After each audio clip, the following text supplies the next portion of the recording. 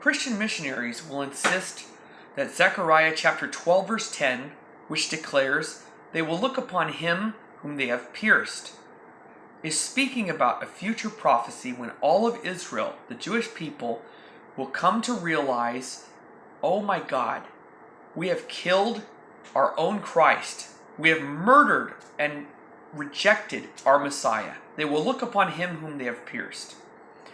Christian missionaries will look at this passage as a future messianic fulfillment, when the Jewish people will have egg on their face and they will realize, yes, we have made a big error. We have killed our own Messiah and rejected him. We have pierced him. I'm going to give you a shocking counter-argument to this claim. Why do I say it's shocking? Because if I was being told this by a Christian missionary, how would I answer? This is exactly what I would say to them. Would you please open to the Gospel of John, chapter 19, and read to me verse 37? Excuse me? They would say. I said, yes. Open up the Gospel of John, chapter 19, verse 37. Read it out loud, please, for me. And what would they read there? Well, if you know the story of Jesus in the Gospel of John, it says there that the Roman soldier looked upon him whom they have pierced. When the Roman soldier pierced Jesus in his side with the spear, and blood and water came gushing out. The Christian missionary claims of being so solid with 100 passages. Jesus fulfilled 100 passages, 200 prophecies, 300 prophecies. The truth of the matter is, most of these prophecies, if not 99% of them,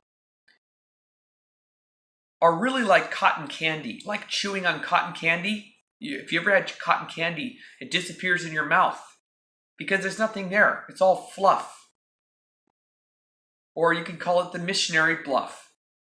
Now, this is not an attack to Christians. I'm not trying to be offensive, but it's not their fault. This is how they were taught to look into sound bites in our Bible. Sound bites to prove that Jesus is the Messiah.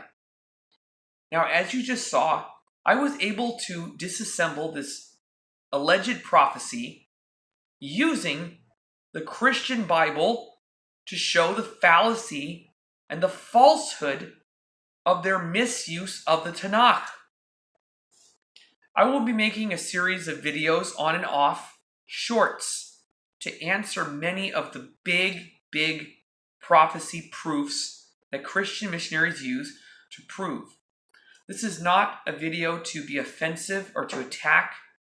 I simply want to give you the scriptural evidence to show that this is not the way that we should study Tanakh to prove something.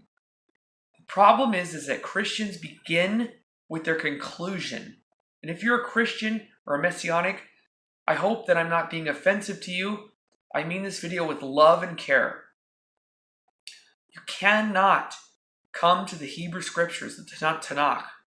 You cannot come to it with your preconceived notions. You cannot come with your conclusions. But that's what happens. You begin with the conclusion. Jesus is the Messiah who died for my sins and rose 3 days later. Now that I know this, I'm going to open up the Tanakh and I'm going to parachute down on a soundbite that sounds like Jesus. This is not the way that you find truth. The way you find truth and find out what the Messianic age is all about is to study the chapters that are clearly speaking about the Messianic age. So I hope you enjoyed this little brief video. I'll be making many more on many of the powerful proof texts presented for proofs for the Messiahship of who Christians believe was the Messiah and is the Messiah. Shalom to all my brothers and sisters. I hope you enjoyed.